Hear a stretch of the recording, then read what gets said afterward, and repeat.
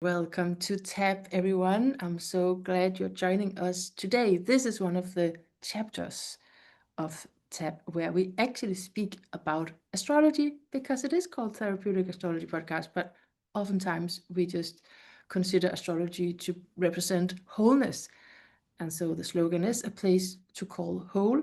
But today we're actually going to speak about astrology and we'll be speaking about what has been called many things. For example, the birth of a new era. And I'll be speaking together with you, Adam Sommer. Welcome. Good to be here. Thanks for the invite. Yeah, man, I've been wanting to speak to you for a long time. You are an astrologer, you are a podcaster, and a writer. And may I add, these are the titles on your website. But also, I just feel like saying, like, you are a legit astrology teacher. You're teaching this stuff, this material, really well in a really profound and unique way. So, yeah, there's that. Why, thank you. Kind words. Yeah. And so you have your own podcast. But I saw you actually changed the name. Is that recently it's called Yeah, I changed it about a year ago. Oh, It's the here you go. third name Oh, of the really? show. Do you Yeah. once in a while? Yeah, I mean the first one was exploring astrology, and that was for the longest time, from Okay. 2009 until 2018, I think is when I switched to just what was my website at the time, Holes to Heavens. And then that site got hacked and it turned into a porn site. And I never thought about my website's name that way until Oh. it was a porn site. And I'm like, oh dear God, I don't Oh. like the name of my of my site anymore. Holes The to heavens. second, the second name Yeah, holds. yeah. Okay. Right. Yeah, yeah. Oh, that's sad. And Okay. I mean, you gotta laugh about it. It was during a Mars retrograde. Uh, and then, yeah, the latest over the past year is Constellating Cosmos. And I think that one will stick. That's gonna stick. I've been like I wrote you, I've really searched my soul in terms of finding a topic for you because there's so much knowledge in you and on your websites. You have been exploring astrology a lot, but kind of centered in on Neptune, Saturn, and yeah, we are recording here during a full moon coming up, and that's conjunct to Neptune. So yeah, what are your initial thoughts on this whole? Well, it's right now, and then I mean, it's part of a greater cycle as well. Yeah, we are in it. So we can create some context. The Saturn-Neptune cycle, which is what we're talking about really, is a 36-year period of time. And so from conjunction to conjunction, it's roughly that, 35, 36. The last time they came together was 1011 Capricorn in 1989. And so it's happening again, though the aspect hasn't perfected yet. So they've just been traveling within a degree of each other throughout the summer. And then now they're both retrograde. And then come February 20th, they will finally meet up on the Aries point, which is actually quite interesting in regards to all of this. And it's a cycle that, can be, applied to understanding a lot of things. It's a little tougher in our own lives because 36-year chunks are big lots of time. And so until we're elders, we can't really contextualize comparing two cycles, that we've lived through. But, most of us have been around, for the majority of this current one. But for the world, it seems to have a lot to do with, the real and the imaginal, or like those that are attempting to conserve something and those that are trying to dream up a new world. And I think it's why every time it comes around, there's such a great conflict because it's literally a bifurcation between two different worldviews. Neptune relating like to the collective mind, and Saturn, what is real and what is currently consensus. And so in 89, one of the big themes most astrologers point to is the fall of the Berlin Wall. And Yes. interestingly, Russia has a deep sensitivity to this cycle, it seems. And you can go real far back with it. But, 53, when you hop back to the previous one, was when Stalin died. It was also deep Cold War. Before that was 1917. So it was World War One, but it was also the Russian Revolution. And you can keep doing that. And you see these like really interesting moments. Even the founding of St. Petersburg by Peter the Great, like that was during one of them. Okay. And that was one of them in Aries, interestingly enough. And so, just to like lay a bit of the themes out there. Like it's a really important cycle, and I don't think it's too hard to extrapolate how it's playing out in the world at the moment either. Like Russia is playing a piece again in it, but then there's also, not just in the US where I am, but all over the West and really the world, you're seeing this playing out. Walls coming down, walls going up, this impossible kind of reconciliation between two different worldviews that do not understand each other. And I personally don't think ever will. And so how that resolves is inevitable, but usually it's pretty intense. So that's the intro to it. That's the intro to it. Yes, great. Thank you for that. Yeah, and it's so relevant just because we are feeling it, whether how we use astrology or not, we are feeling it. I listened to your recent conversation with Mark Jones on your podcast, and Mhm. you were speaking about not using astrology to, well, schedule your life around it, but rather reflect upon astrology after stuff has happened. And I think this is one of those moments where we can say, well, we are feeling it. We don't even have to. I mean, a lot of people are, you know, caught up in this or involved in what's going on. Um and yeah, so it's a great cycle, and you're taking us back to, did you say 36 years ago? And yet this is now in Aries, right? So this is a whole new cycle, and it's has been conjunct here in this summer, and it's going to be exact in February 26th. But it's going on. That's how I feel in Yeah, astrology. yeah. No, it It's there. technically and experientially, it's already begun. Yeah. And so for people waiting for February 20th for something to happen, I think you're not really paying attention, you know? Yeah. It's very much occurring.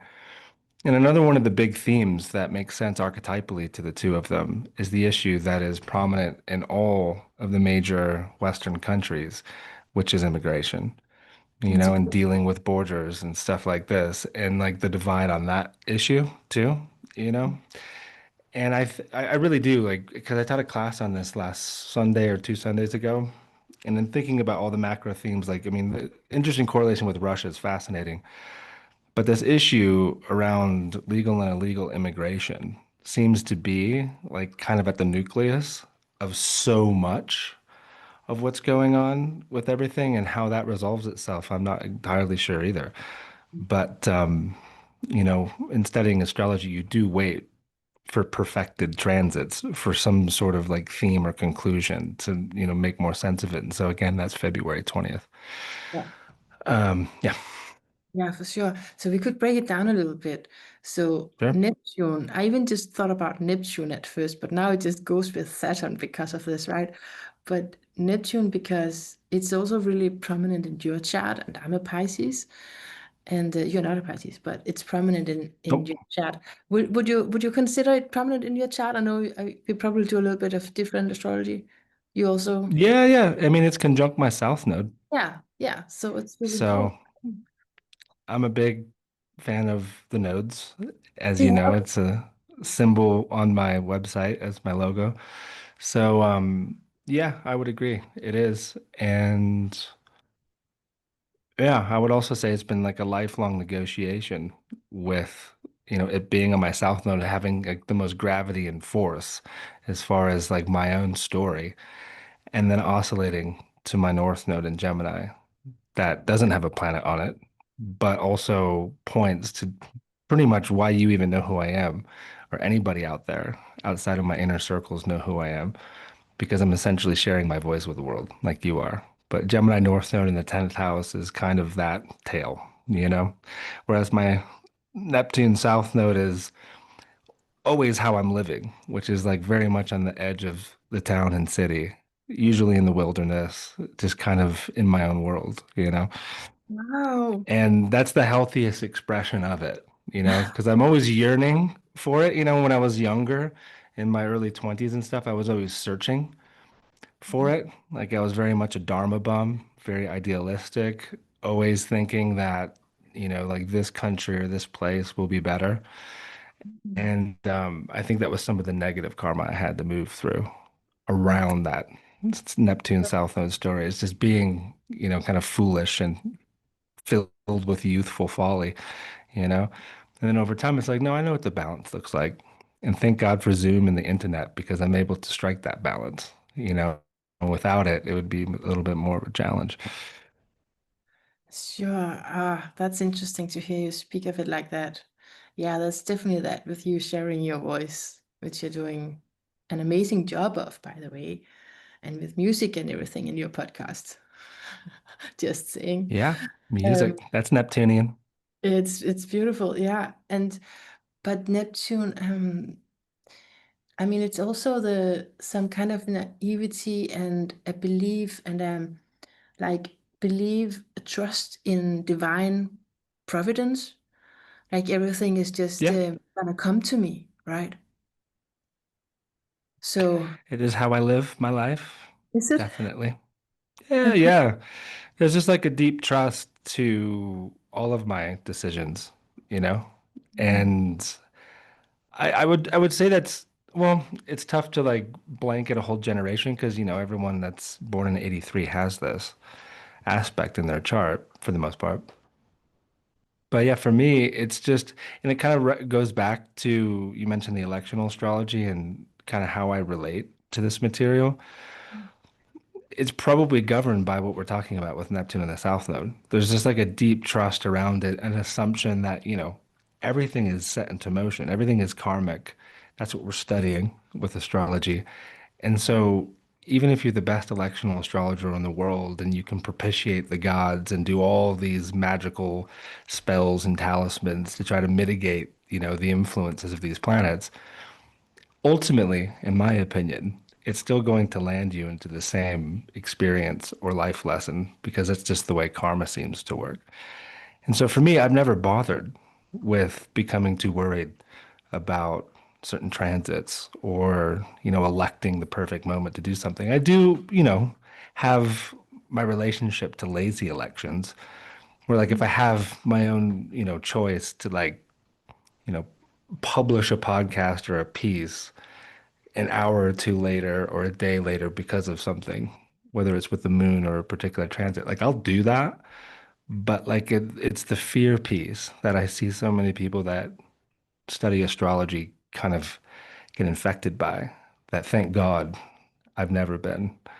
And I like to keep it that way. Yeah. For sure. No, I think I was definitely in, what did you call it, infused with fear or something in the beginning. Yeah. Yeah. Um, but then it just then it takes the pleasure away, and astrology is just it's supposed to help us. It's such a sacred tool. So so that has definitely changed for me how I use it and how I think about it, because it's Mm, never good. then its fault, So that's, I use it therapeutically, psychologically. So it's kind of like, oh, what does that say about something inside of me, right? I can't really put put it out there on something else. Anyway, so just before we go back to Neptune, Saturn, you just mentioned there that it's really important for you with the nodes actually, and it's part of your logo on your website there. Uh, Mhm. but you call it what, Ratu Ketu? Is that how? Rahu Ketu? Yeah, that's the Indian names That's why I for the wasn't nodes. sure. That's why I wasn't sure if it was like we're talking about the same, or because it's maybe it's like Yep. the way you view it. How do you view the nodes? If you have a short answer for that. Oh, once upon a time, Chris Brennan and I did a podcast Okay. on the nodes because he doesn't, because as a traditional astrologer, he doesn't really use them that often. And the whole point of the podcast was actually to go through our listeners' questions. And so like we had like 20 plus questions like queued up.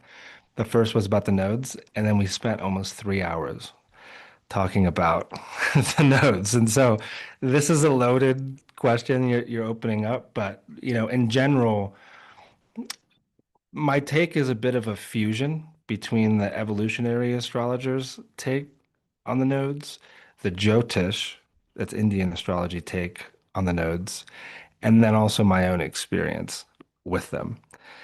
So, for example, like the EA and also really the Western take on the nodes is that the South node is your path, is your destiny, right? Very simple. What's interesting is the Jyotish take on Rahu Ketu. So Ketu doesn't relate to this world. It's the ancestral spirit world. And it's also the tail of the dragon. So Rahu and Ketu is a dragon. It relates to their creation myth and all this stuff. And it's like the whole chart to an Indian astrologer is the whole past life assumption because it's a karmic imprint, you know? And I think that's quite accurate. And so K2, because there's no eyes and ears and nose and mouth and way of like sensing this world, like it is of another world, which is a really interesting thing that connects to the ancestors. And then Rahu, which is the head of the dragon, is full of desire for everything in this world. Ah, And so you could say that Rahu or the North Node is literally the force that is pushing this whole thing forward, like in the Church of Progress, like so much of the world says marching forward, the GDP, has to be a certain percentage every year. We always have to be improving. We always have to be moving towards something. This linear way of thinking is all Rahu. But also in the West, the obsession of success and fame and notoriety, like all of that energy is Rahu. And so if you want to call that destiny, you can, but the way they speak about it is that it's demonic. demonic. It's But how demonic. how does that Well, apply? both of them are. They Mm, they they speak of Rahu and Kate. They call them an Ashura, a shadow planet, but it's a demon. And so the way I make sense of the demonic influence to that is that with Rahu, to have so much hunger and identifying with the world is missing the point. It's pulling you away from the soul center, right? And it also kind of intimates the future, which isn't here. It's not in the present. Neither of them are in the present. South Node, whether you see it as past lives or the ancestral line that you come from, all of that realm, that isn't here either, right? It's in the past. And both of these locations, I think that's kind of the essence of, the way of talking about them as demons, is that they pull you from the present moment right. and they overly identify you with egoic stories. Not to forget, it's the nodes of the moon, not Mars, not Mercury. All planets have nodes. The moon. And the moon is the illusion of self. It's very much like the ego. I try not to use that language, but it's the illusion of who we think we are. All of our stories, habits, experiences that we've gone through in life are all embedded within the moon. And so All the these. nodes of the moon tell the bigger story of Mhm. the actual moon. So all three of them together can help you really get it. Wow. Yeah, Yeah. so everything we've absorbed into what we don't really want to call the ego, the illusion of self, we can call Yeah. it. And then the nodes is of course related, and maybe it takes you even further back into your ancestor, into your the past generations before you, who carried the same kind of trauma or something like that. Sure. And it's Same not to to you. say all this isn't helpful information. It's just the problem is that it's about identifying to our stories. Yes. See, now my question is, what do we do with that when the North Node is now in Pisces? So is that still Mhm. demonic? Is it still in, Yeah, yeah. It always has that influence. It's not to say there's not positive elements to it, because, the nodal stories are exciting. I mean, they're stories, they're interesting, they help us make sense of what's happening in the world. And I think we just moved through eclipses, right? Yeah. And the Rahu and Pisces influence has like two main avenues, I think, that make sense to me in how it's all playing out. One of them is the uncertainty that the whole world has for what comes next, and it's mainly around the AI piece, like singularity and jobs. And is this good for us? Where is this taking us? Because like all the money, all the energy in the world is being pumped into this. And so there's almost an inevitability of, whether it's AGI or some sort of strange awakening within the machine. Like that's the way a lot of people see it, not just the transhumanists, but others too. It's like, oh God, this is where is this taking us? So there's this great uncertainty, which is a very Piscean thing, right? Yeah. Um, and then the other, which I find kind of correlates as well to Neptune's entire time in Pisces, which goes back to 2011, 2012. And it's this slow emergence. And I think it's because of the great vacuum of context in relationship to meaning or spirit or God or the gods that's been happening. And especially we're seeing it within the younger generations of a movement back to the church and a movement back to Christ. This has been happening side by side with the rise of social media and the great vacancy of meaning in our world. And you just take a sample size of like Gen Z men, right? Like it correlates to the rise of popularity with people like Jordan Peterson.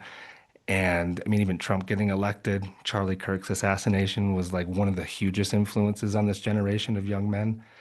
But like, for example, all my friends who have kids around that age are all a part of this.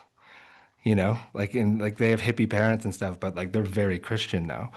And witnessing with a few of, writers that I look up to or people, just that weren't Christian before this transit or are now, in a way, just like searching for meaning because there's such a vacancy of that in our modern world.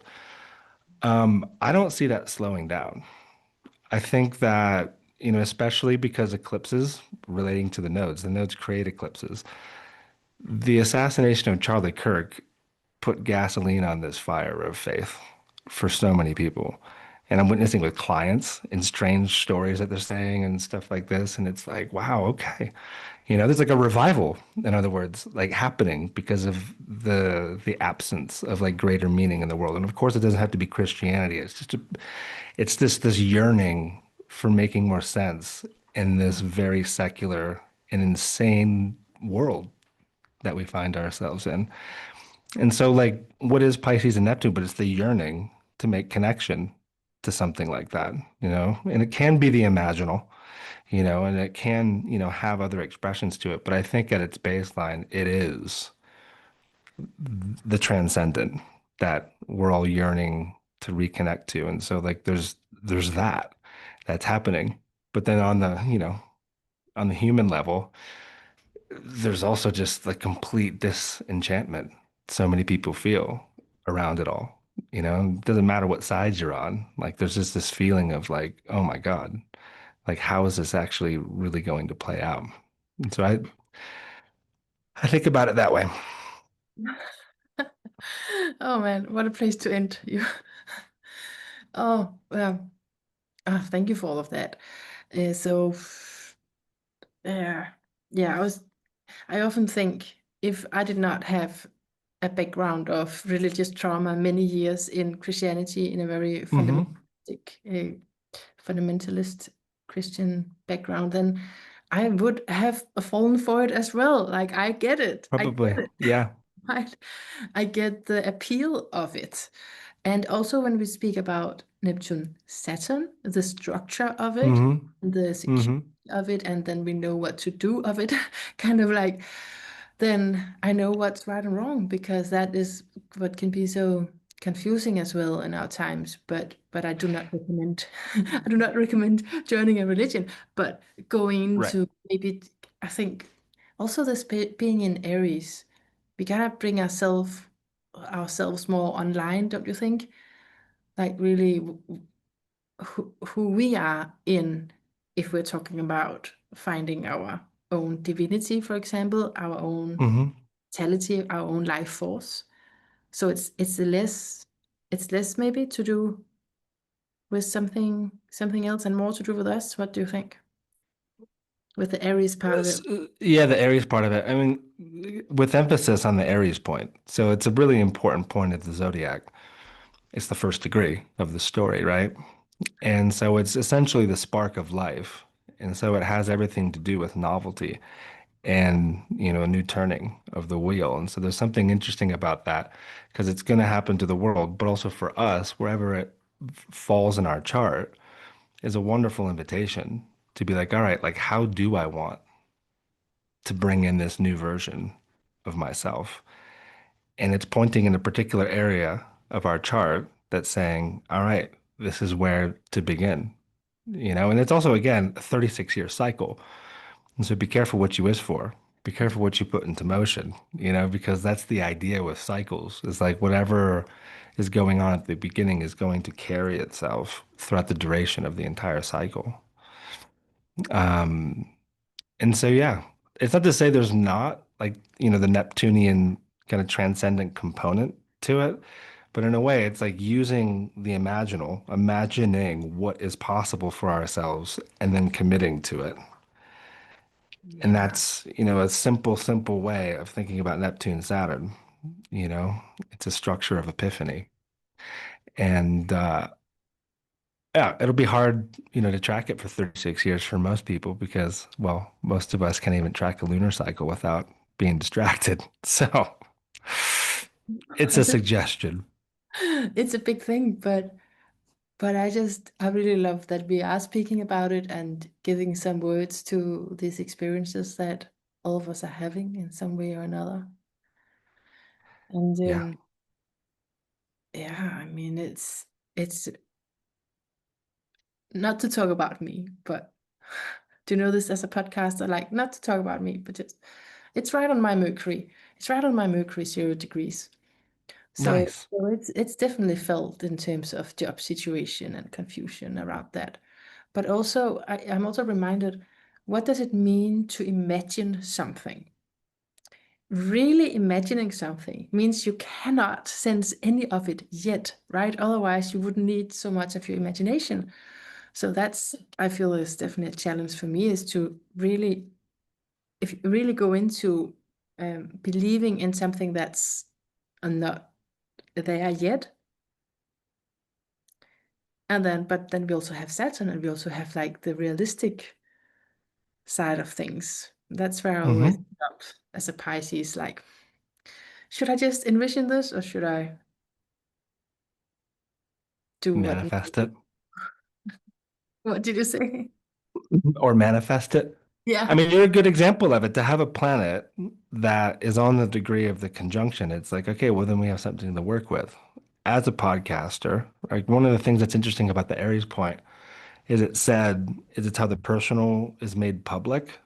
And so I've even heard people talk about like if you don't have planets, and I'd say angles too, which would include the nodes on the Aries point, it's very hard for you to actually for what you are to translate into the collective. So if like you're wanting to grow your podcast or if you're wanting to get your message out to the world, whatever it is, there's some astrologers that think that it's actually not possible without something on the Aries point. Now that also includes all the, zero cardinal degrees. So zero Libra, Capricorn, and Cancer. But it's interesting to think about. And so with the conjunction coming to your Mercury, you could see that as a very auspicious start to a big cycle as far as, potentially getting your voice out there I'm gonna to take more it. of an audience, I'm gonna you take it. know? But you don't, I was just looking at your chat. You don't have that in 0 degrees, do you? Of- No, So theory no. I mean, so you is can, some people use 2 degrees away from it. So like planets that are late mutable sometimes count, okay. but I don't know if my South Node Neptune counts. Maybe it does. Yeah. Okay. Okay, I'll have to think about that. What could count if we use larger orbs? Out of sign orbs, you're thinking about that, right? Out of sign orbs. Yeah, I mean, the idea is the 29th degree of mutable does count and the first degree as Um, well. So it's like, like a really tight okay. thing there. But I don't know. I mean, I've been podcasting since 2009. So clearly there's something in me that is translating for people. Maybe Okay. that's it. Yeah, yeah, yeah. Okay. Okay, so if we just a few more rounds of this Neptune, Saturn, and I mean, so there's we could easily talk about what's, and you've touched upon that, what's going on in the world with is there going to be a war or not? And you also mentioned the whole technology thing. Um, what do you find is really useful? Like, what can we say? This is good stuff because it is a new era, right? Yeah. Yeah, yeah. I think to answer that question, I have to bring in a couple other pieces because there's like a convergence that's happening, not just with the Saturn and Neptune piece, but I mean, there's so many, but I'll just keep it to three. There's that in February. There's also the fact that Uranus is now in Gemini. And I recently did a podcast with Dan Waits about this and how Uranus correlates, or Uranus in Gemini specifically correlates to the fourth turning, which is this concept presented by Strauss and how that relates to demographic cycles that essentially are like 80 to 90 years, but a Uranus orbit is 84. And the way that it correlates, every time Uranus moves into Gemini, it's basically the end of what they call a saeculum. It's Greek for a long life. But it's very important because every single one of them ends with a massive conflict. And it's really between the boomers and the millennials, or the prophets and the hero generation. And so we're there, like peak end of the cycle.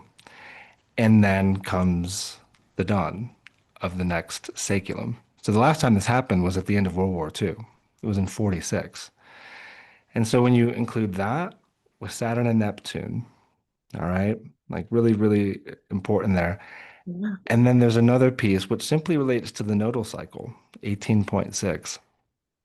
And so this is driven, a lot of financial astrologers are aware of this because it drives the real estate cycle.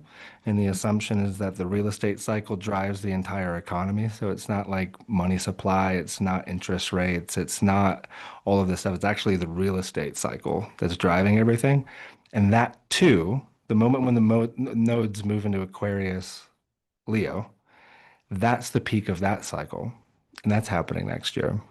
Mm. And so with those three things all culminating in 2026, bleeding into 2027, you do have a lot of hard evidence, especially when you back test it, to an entirely new way of doing things moving forward. And the way that I think that this plays out is it's going to be sloppy for the next, 2 to 3 years, just because of the rate of change and then the amount, like we were talking about with the impossibility of like people that are polarized of understanding each other. This has to have a bigger conflict to resolve it, you know? Like some would argue that the US is already in a civil war. Mm. I kind of agree, you know? Like I kind of agree. And it's been for some time. But like we're we're on the precipice of something bigger than what we've seen. But on the other side of it, this is where I'm optimistic. We have brand new cycles emerging. And that, especially when you think about it within the fourth turning context, is it opens up relatively 21 years of peace on the other side of it. But it also is a hard reset on like what the new paradigm is supposed to look like. And that's going to be tough because if AI keeps doing what it's doing, there is going to be a massive effect on normal life, on our jobs and everything like that. And so like whatever the solution is, on keeping people fed and happy and with purpose in their life, without having their old job or whatever that looks like. It's an impossible thing to understand exactly what it looks like. But I think all of this ultimately is deflationary. And so all of us have the same complaint around the world at the moment that everything is so darn expensive, right? Because we've been in this inflationary cycle for the past 84 years, essentially since the end of the war. And I think that that ends. And we move into this like tech-driven deflationary spiral and also advances in energy. I don't even think discovering fusion has to do it. I think that, the embrace of new nuclear technologies, a lot of renewables, and whatever else is discovered along the way, like maybe Tesla's ideas around free energy and stuff like that are actually embraced and implemented. What happens when the price of energy goes to zero? Like, what is, because it's there. Like, we know that it's possible. It's just there's certain forces holding it back.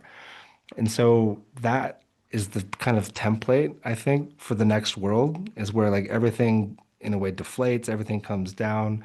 We get close to free energy within the next 84 years. But what those systems, what the forms of governance look like in that realm, I'm not sure, but I also wouldn't be surprised if AI had a role in the planning and governance of everything. You know what I mean? AI president, but I'm saying, when it gets to a certain point of intelligence, and we're kind of already there, where it's like PhD level, supposedly that's how they talk about the new models. But what happens when it gets to super intelligence? Won't it know best of how to like distribute resources and govern our nations and stuff like this? Like I don't know. No one really does. But like my feeling, and it's kind of why I'm optimistic around it, is like once we're over the hump of the peaks of these three cycles, we do enter that era and it will bring us into the end of the decade. So that's my long-winded way of Yeah, assessing it. But that's what I think is going on. I'm really glad that you are knowledgeable about society and everything, and I can stay more with the abstract because it's hard for me to relate in that way, but it makes sense when you are saying it. What I'm thinking is a lot of what you mentioned earlier, that there's, what did you call it? There's a vacant place for mysticism. This is what I put in Yeah. the it's right like this, for meaning and purpose, and it's like there's Saturn laws, human laws, consensus, governance, and then there's Yep. the Neptunian laws, the, well, more, I guess you can say Saturn is also moral, but more like natural laws in that kind of Yeah. sense. Universal laws. Universal laws, unifying principles. And so Yep. the two meeting up, and in Aries, where relate to being us in some way, like you, individuals, right? And Yeah. so it's gotta bring forth mm, some inner strength and some renewed spirituality in a way, potentially. Yeah, yeah. And I mean, it's important because, like, those that are on a spiritual path and stuff like this, it's sometimes hard to know, what the rest of the world is really thinking or where they're at because there is a tendency to not necessarily tune into that bandwidth as much. But, there's nearly 10 billion people on the planet, and the great majority of them, are caught within other ways that this expresses. Like, I mean, a clear one with Neptune is getting completely lost Yeah. within the machine. Doom scrolling, being obsessed, like we were talking about with Rahu as well. Like all young kids just want to be influencers. They all just want to make their money on YouTube or like trading degenerate crypto coins and stuff like this because the honest truth is like the younger generations, and it really started with the millennials, don't really have much of a chance in this world, financially speaking, right? Like to buy a house, to start a family, and like that's all an economic reality about the system that's been running since the 40s. And so when that economic system gets reset, which is already in the process of doing, we don't need to get in that unless you want, but I have a pretty strong understanding of how that's happening. Like, there's no chance for three whole generations of people to even think about normal human things, like what it means to have a stress-free life and just raise a family. Like it's just not a reality. And it definitely started with my generation. Are you a millennial or are you Gen Z? Oh, you have to tell me that. I'm a Scorpio. What is it called? Pluto and Pluto and Scorpio. Scorpio? Yeah, so you're a millennial. Okay. Yeah, so our generation was the first, really, that, kind of grew up and we got a bad rap too, of not being able to find jobs out of college, but a lot of us were graduating during the great financial crisis or living in our parents' basements and stuff like this. But like the truth of the matter is like it's a really unfair setup with the way that, the world is at the moment. And that again is in the process of being reset. And Yeah, well, so one of my hopes is like the birth of this new situation with Saturn and Neptune or the real estate cycle resetting and stuff is it actually does allow all of the young people a new chance, to like that, like because if not, like already there's a demographic bomb happening in most developed worlds. Like there is no future to our countries and the culture of them because like we're just not having kids. And we first started seeing that out in the East, like with China and South Korea and Japan, but like it's just as bad in Western countries. And so like if we can't have enough kids to replace, like those elders that are leaving us, then what does that actually mean? And it's a tough thing to think about. It's hard to see, but it's actually in motion. And so like that is I don't know exactly how I got on that, but it's an important consideration around these cycles resetting. important piece of it. Yeah, and so can we relate it somehow to, because I'm also struggling to say what, to speak my mind here. But so Neptune, the moral law, the spiritual law, universal law, and because you said we, people maybe don't relate to that, or they, they may be living out a lower version of that. But if we are to say that that is something that is going to be even more manifest with Saturn, universal law, I mean, then that's maybe part of what's going to happen is that we cannot only live by human-made laws, whatever a government decided on more or less randomly when someone showed up to vote, but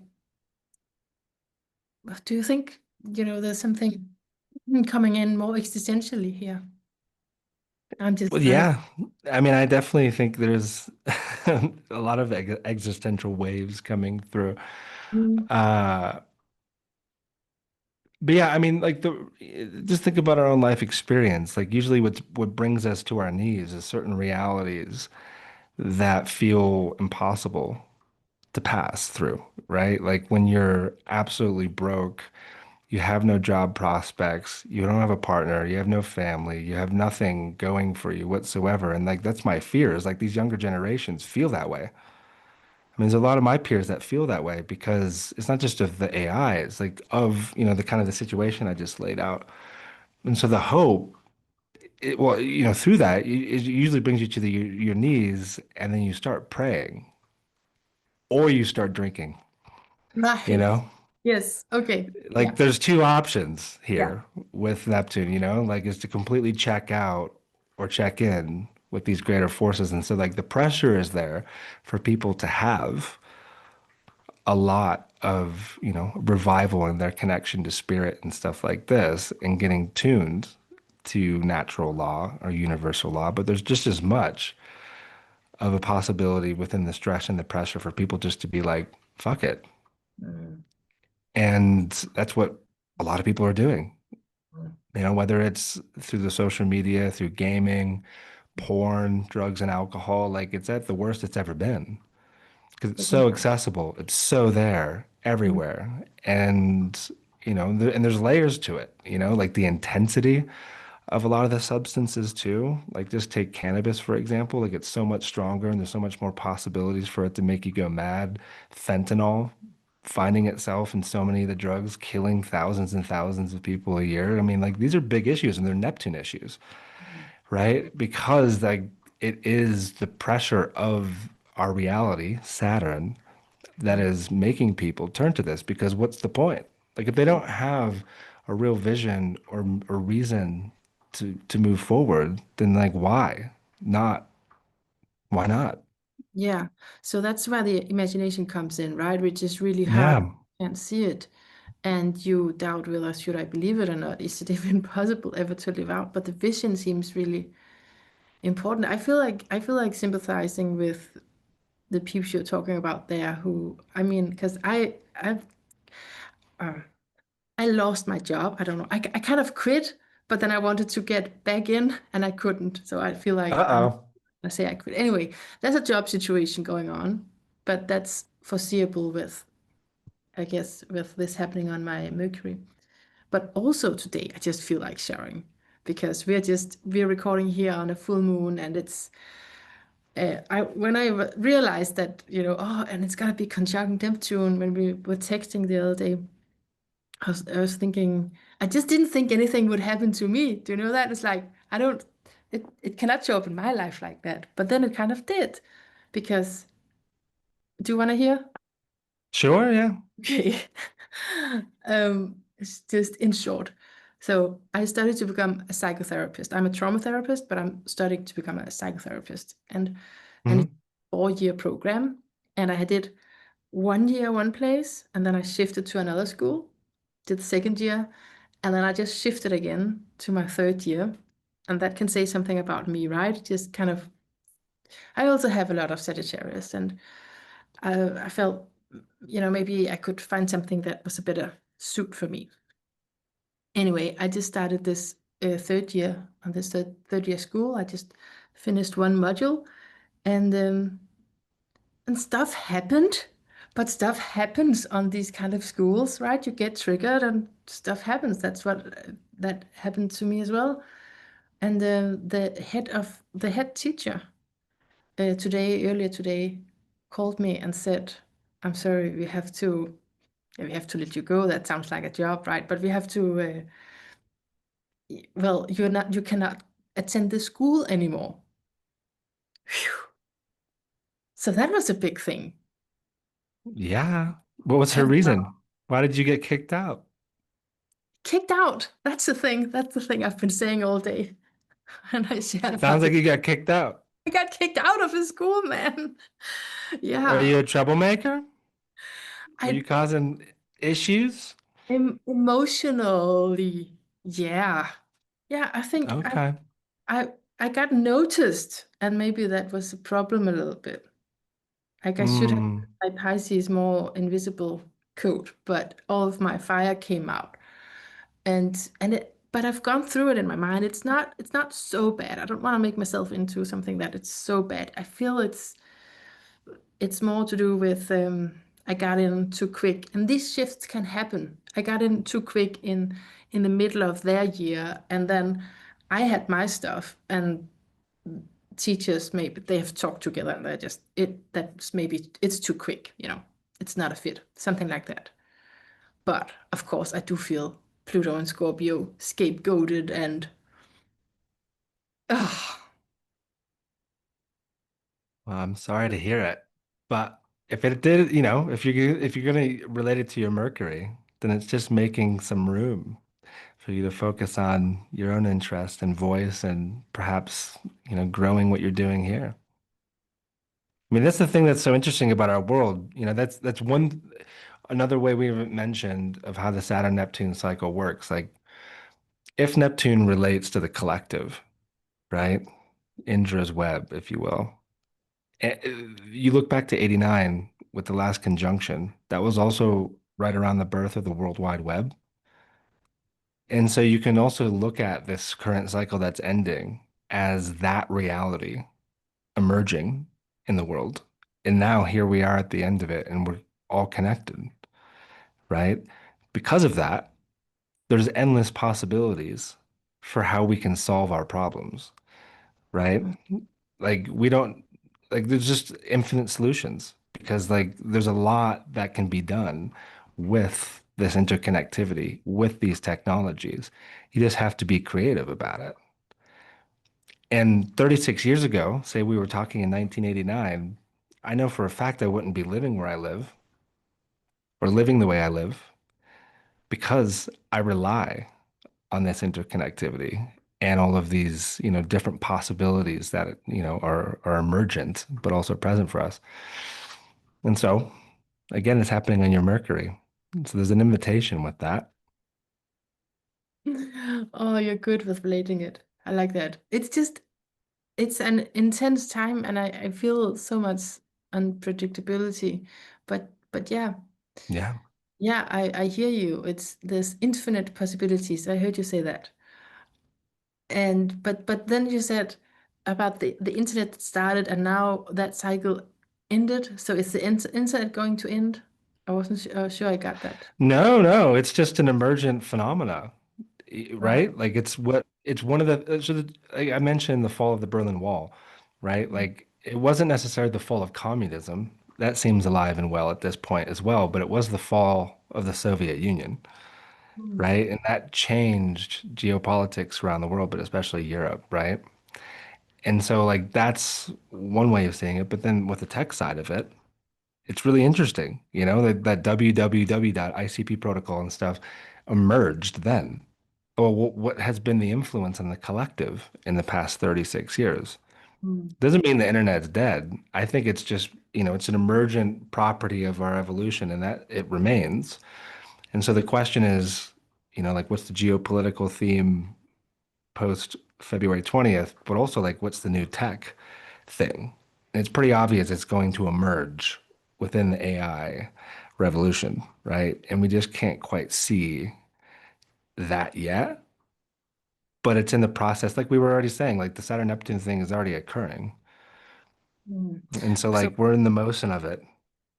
yeah, yeah, I see it's developing. But Neptune, it's also the Yeah. naturalistic side, taking us back to Yep. something more simplistic. And that's what I'm doing. And it's probably not very wise because I do want to come with you all into the future. But I'm kind of finding myself going back into a paper calendar and I'm just using Yeah. less of the technological advances that I could employ, but I'm not. Yeah. So I wonder when the Luddites were big, if that was during a Saturn-Neptune conjunction. what is that? Because like, well, Luddites, it was a movement, I think, in the 19th century of people that were very much against the Industrial Revolution and what was happening with all of the technology then at the time. And so when we say, oh, don't be a Luddite, it's basically responding to people like yourself, being like, I don't want a phone. I want to be offline. I want to live off grid. I don't want Wi-Fi in my house. Like all that kind of stuff is where the Luddite term comes from. But it was actually a movement of people that were very much against the advance of technology. And so you're going to see that too, Yeah, like it's not everyone is on this wave, but I will say to completely ignore it, just like if you completely ignored the internet, yeah, you you can't. got left behind.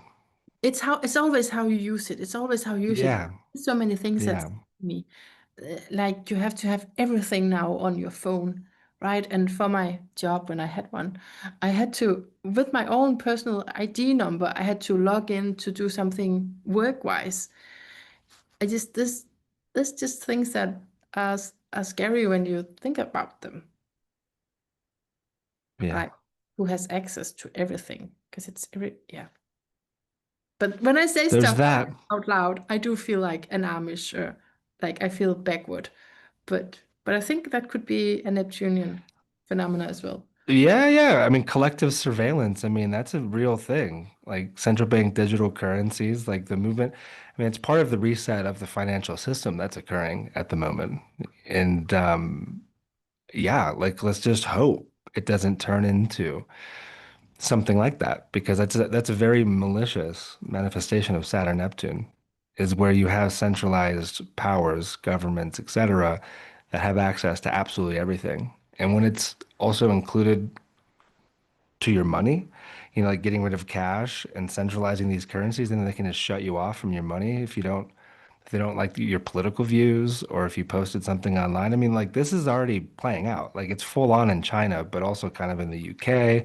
There's sprinkles of it here in the US. It's terrifying. And I think that is something that we really do need to resist. Like Absolutely, because that reality is very Orwellian, and we do not want to live in that kind of manifestation of Saturn Neptune. But it could be inevitable. We don't know enough to worry, you know? I trust it. Yeah.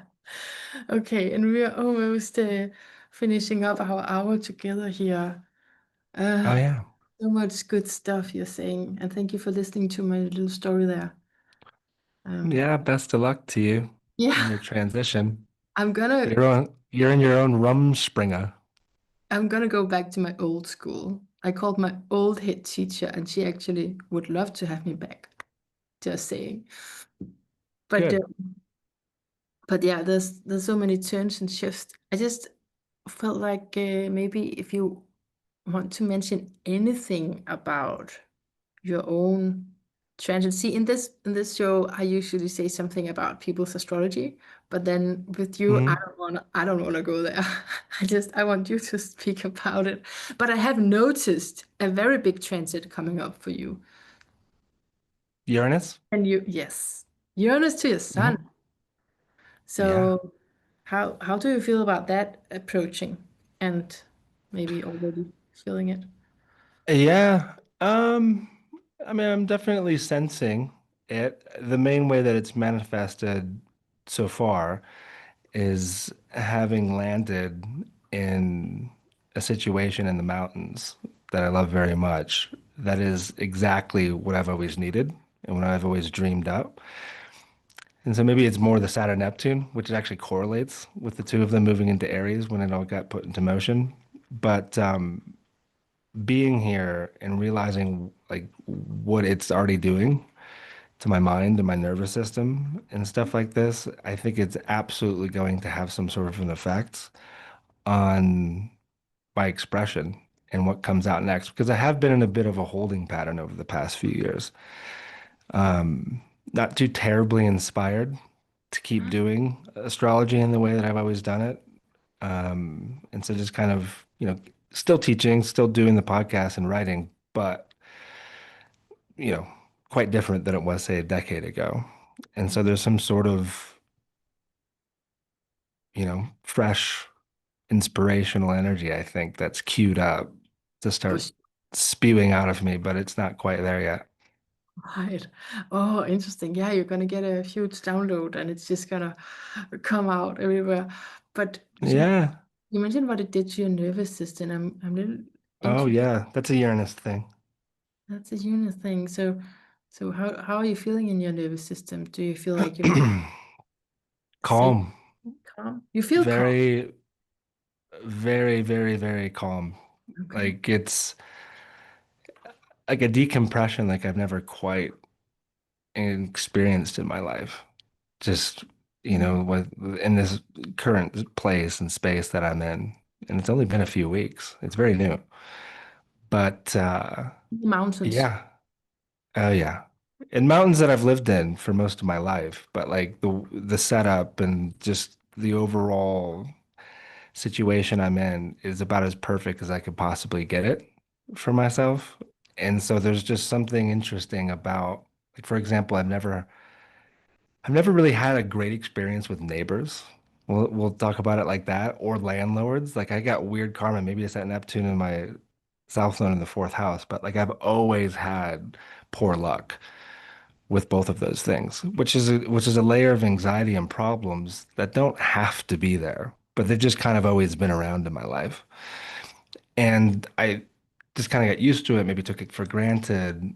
And, the situation I'm in at the moment, no neighbors, no landlord, just Wonderful. just animals and trees and mountains and birds and water and you know what I mean?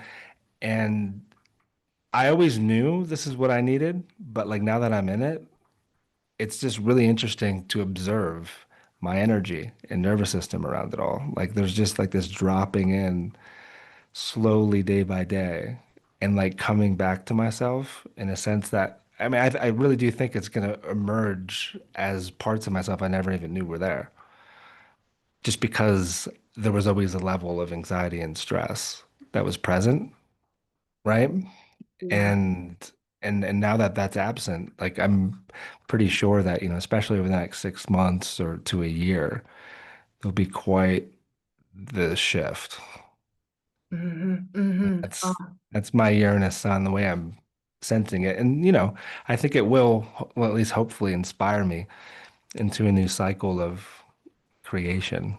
But no promises. inevitable. That's what you've been saying, right? I think that is. But but also just I don't want to be one of I'm probably am, but I don't want to be one of those astrologers who hears something and then plasters archetypes on top of them. A little maybe too largely, but when I just heard you talk, I do feel like it's very Neptunian what you're sharing, just being part of, and you have it in Sagittarius, right? So being part of nature and Oh yeah, and yeah. really Full needing, immersion. what did you say? Full immersion. Like I'm Full not off grid, of but could mm, be. yeah, yeah, could be, Yeah. and just the yeah the spirit life that you may be sensing into as well with that. So it's so important what's on our south node, and and also Yeah. when now happens transit wise, of course, influences people who have a prominent Neptune even more. So it says something about where you're really supposed to be. So yeah, good for you. Interesting. Thanks. It Yeah, only took 40 plus years, yeah, but it happened. yeah. You know? That's what happens. And you said you've been a little sick, right? That sometimes Yeah, I think that's been part of it. that can, I think be it's been, stuff. Or what? yeah, absolutely. I think it was just, like when you go through that kind of reset, like Mm. there's things that have to be expelled, and often that manifests as physical illness. And I think, yeah, wonderful. Yeah. Okay. Adam Sommer, thank you so much for sharing with me both the collective Yeah, or a little bit personal from you. Thank you so much. you're welcome. Thanks for having me.